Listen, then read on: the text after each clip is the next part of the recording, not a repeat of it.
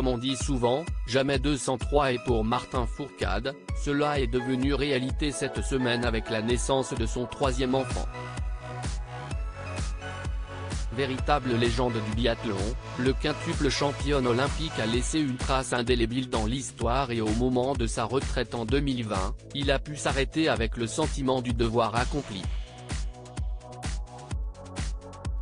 Surnommé l'ogre catalan, le jeune retraité de 34 ans a pu passer à autre chose et il avait quelques idées en tête pour son après-carrière. Devenu président de la commission des athlètes pour les Jeux Olympiques et Paralympiques d'été de 2024, il occupe un poste important en vue d'un événement qui devrait faire vibrer le monde entier. À côté de son activité professionnelle, Martin Fourcade est également un homme épanoui, en couple depuis de longues années avec Hélène et déjà papa de 2 filles, Manon, 7 ans, et Inès, 5 ans. Mais depuis mercredi, la famille s'est agrandie, comme l'ancien sportif de haut niveau l'a annoncé sur son compte Instagram. Depuis hier nous sommes 8 milliards sur notre belle planète. 8 milliards d'êtres humains si différents et si proches. Bienvenue petit garçon.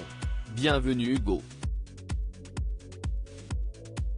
Welcome my little boy, a-t-il écrit pour accompagner une photo de son enfant lui tenant le doigt.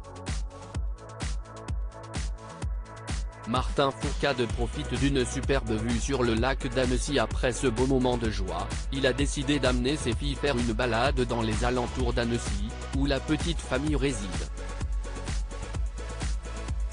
Dans sa story, dont les photos sont disponibles dans le diaporama, il a publié de beaux clichés de cette journée en famille et ses abonnés sont curieux.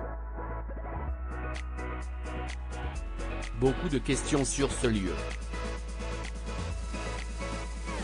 Il s'agit de la grotte des Sarrasins au départ de Verrier-du-Lac, écrit-il sur une première photo, avant de donner des conseils aux parents sur la seconde, cependant, à ne surtout pas prendre à la légère. Il y a un passage exposé. Affaire équipée avec un enfant.